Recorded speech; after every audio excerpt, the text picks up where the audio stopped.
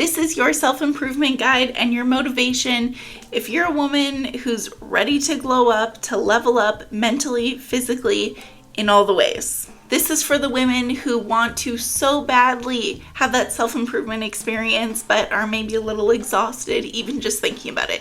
This is for you. Because regardless of your past or your previous experiences, you can have that glow up. You can level up body, mind, and soul. You can develop discipline and self-control and have your mental health in a beautiful place. This is available to you, I promise. Hi, I'm Amanda, a busy full-time working mom, and I help women just like you learn how to thrive in their feminine energy despite all the masculine demands in your life. And below, you'll find a link to sign up for my newsletter. It's completely free. Each week, I share tips on how to be in your feminine energy and how to become more aligned with the youest version of you possible, because that's what we should all be striving for in life. And now let's get right into that self-improvement guide that I promised you. First, we're going to talk about the glow up, the physical outer glow up. And not necessarily because it's the most important, but it's the most tangible. And I feel like it's the thing that people are most excited about. And it feels like the most attainable. It feels like the easiest thing to dig your claws into and to really understand and do. So the first tip is foundation. It all starts, actually, let's work from the inside out because that's what really makes the most sense. So let's talk about food. I'm not going to give you any specific foods or anything like that. And I'm not talking about a diet. I'm not saying that in order to glow up, you need to eat less or go on a diet. I'm not saying anything like that whatsoever. But what you eat fuels your body. So if you want to exude glowiness and have that self-improvement experience, then you need to eat the foods that nourish you and make you feel and look amazing. So I'm not a dietitian. You can look for one if that's what you're after. But I think you and I, we both know, like, we've been on this planet long enough. We know that fruits and vegetables are going to help our skin. We know that eating junk food is going to make us feel lethargic and therefore exude lethargy. That's not in the glow up plan. So just focus on eating foods that fuel your body, make you feel amazing, and specifically will help your skin as well. Namely, healthy fats, fruits and vegetables, lots of protein, cut back on the empty carbs. I think we get each other. And in that same vein, we have exercise. And it's not just about exercising to slim down, but it's exercising so that way your body can perform optimally, both in how it looks and how it performs. And I'm not talking performs as in like how you're going to perform in the Olympics. I mean, if you're a woman over the age of 30, I'm 30, how old am I? 33. I just turned 33. And I will tell you that I can start to feel it. I don't feel like an old lady, but I feel like I can start to see how if I don't prioritize taking care of my body, I will feel like an old lady in not too much time from now. And I don't want that for me, and I don't want that for you. So prioritize exercise, make it a part of your routine so that way your knees don't crack, your back doesn't hurt, you move through the world with poise, because that is an important thing.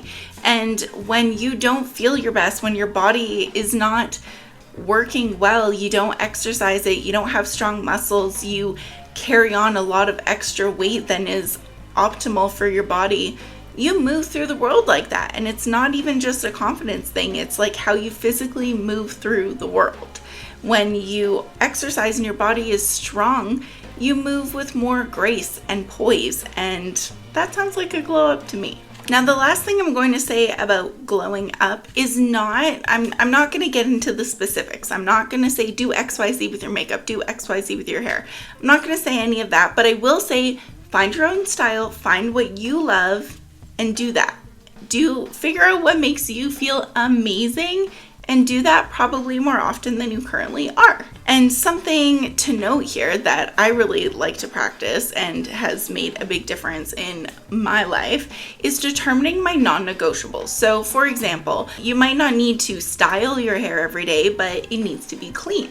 Or you might not need to do a full glam face beat every day, but you do have a 2-minute makeup routine that you do every day that takes you no time, but is just like a staple thing that you do and it makes you feel confident. Or for me, it's my nails. If I don't have my nails done, I feel like a troll. And so I try to have them done at all times, because when they don't, I really don't feel my best. I really feel it. Does that mean that I think that clean nails is not a good look for anyone? No, absolutely not. That's not what I think at all. But for me, I don't like it. I don't think I have the hands or the nail beds to support undone nails. So I make sure to always have mine done. So figure out what that is for you and make it just that, a non-negotiable. And lastly, this should be a non-negotiable for everyone. Good skincare and good morning and evening routines. Just basic, hygiene stuff. That should go without saying. But if you don't already have a dialed in skincare routine, do that. And by dialed in, I don't mean this complicated, elaborate routine. If that works for you, amazing. There have been points in my life where I have done that, where I had this serum on this day, this serum on that day, whatever, like over the top.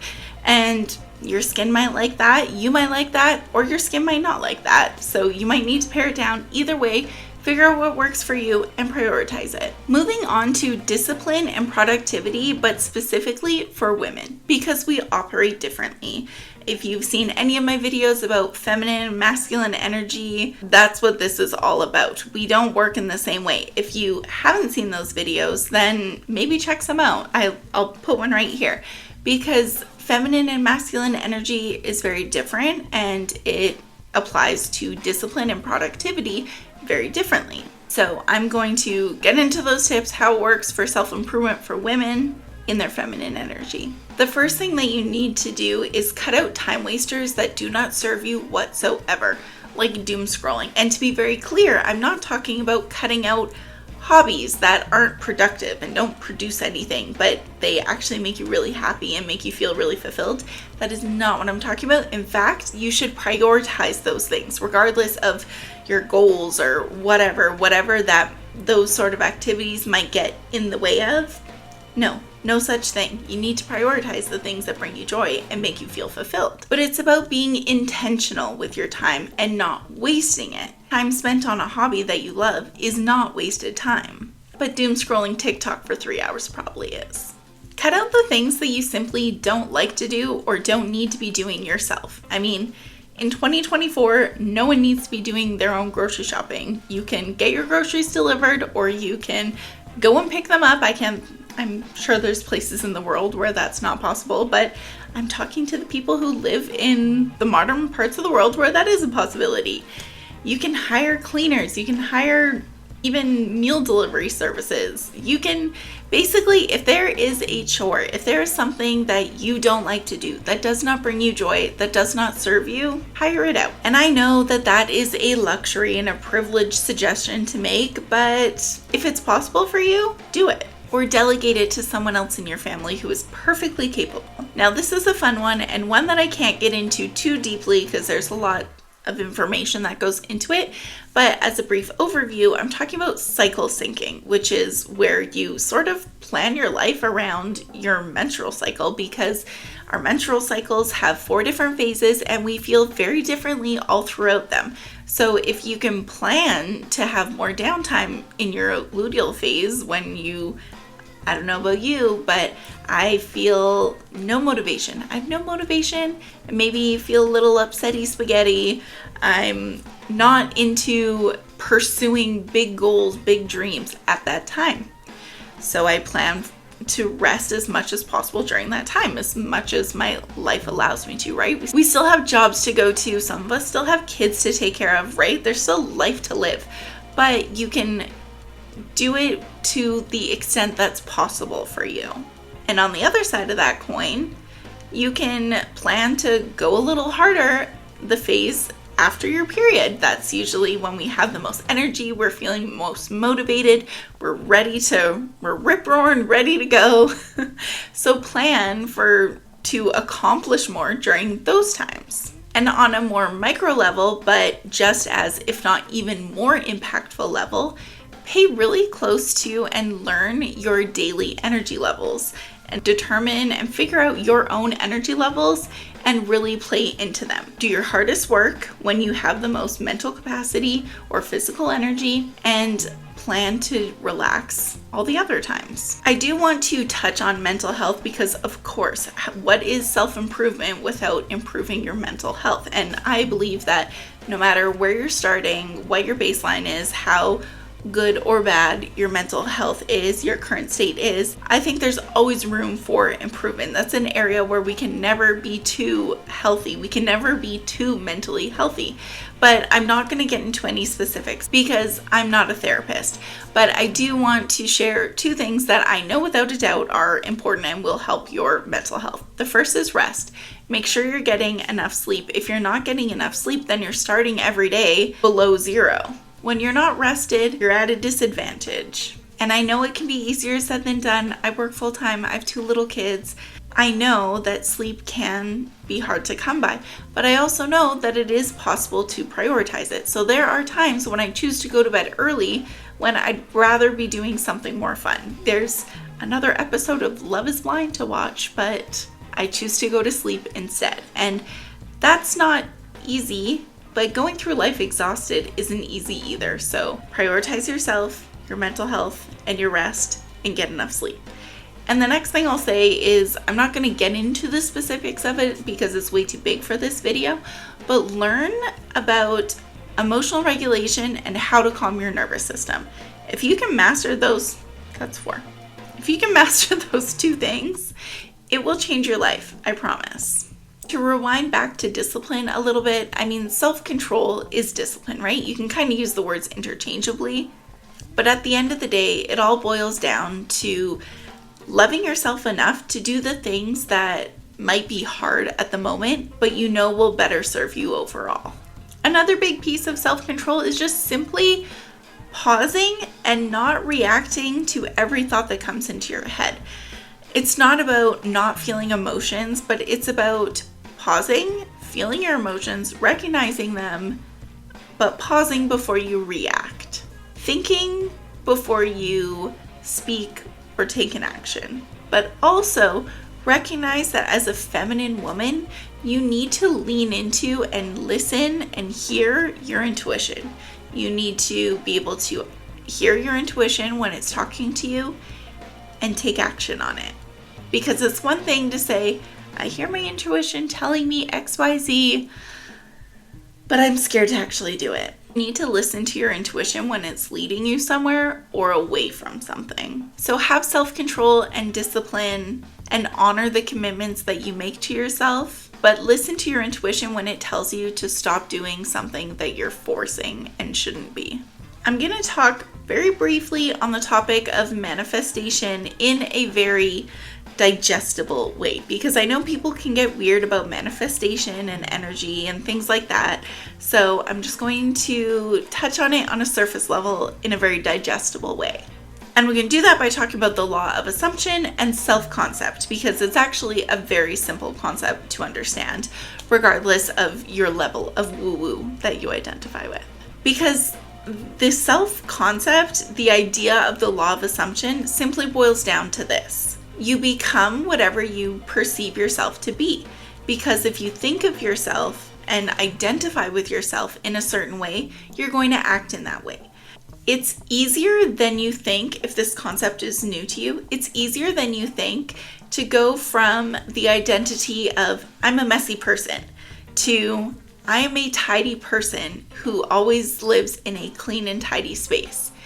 Because if you think of yourself as a messy person, if you believe yourself to be that way, you are going to act in that way. You're going to make a mess and you're going to be like, ugh, I'm such a messy person.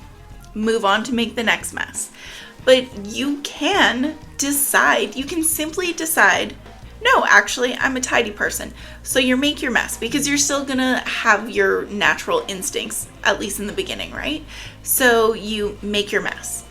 But instead of saying, I'm such a messy person and go about your day, you're going to say, oh, that's not me. That was out of character. I'm not a messy person. I'm a tidy person. So I'm going to clean this up. And when I go do the next thing, I'm not going to make a tornado. It's not about snapping your fingers and everything changes overnight. It's about recognizing when you do the things that you don't want to identify with, that you immediately have the shift of, oh, that was out of character. Let's use a bigger example. Like, you want to make more money. And it's not easy, despite what some of the manifestation gurus out there will say. It's not as simple as saying, I'm going to make $10,000 this month.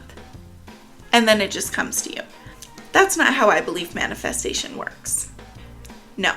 But when you tell yourself, I am a person who is capable of making $10,000 a month this month, and you believe it wholeheartedly, then you act in the way that a person who will make $10,000 a month acts. And when you make those little actions, you might not make that $10,000, but you might do things that you never have before that got you $8,000 extra dollars that month. I think manifestation has a really bad reputation to people who are extremely logical, because you hear manifestation and you think magic wizardry.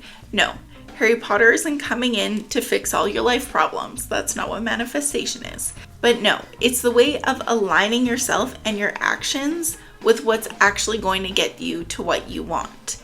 Because you're not forcing things for someone who doesn't align with those bigger goals.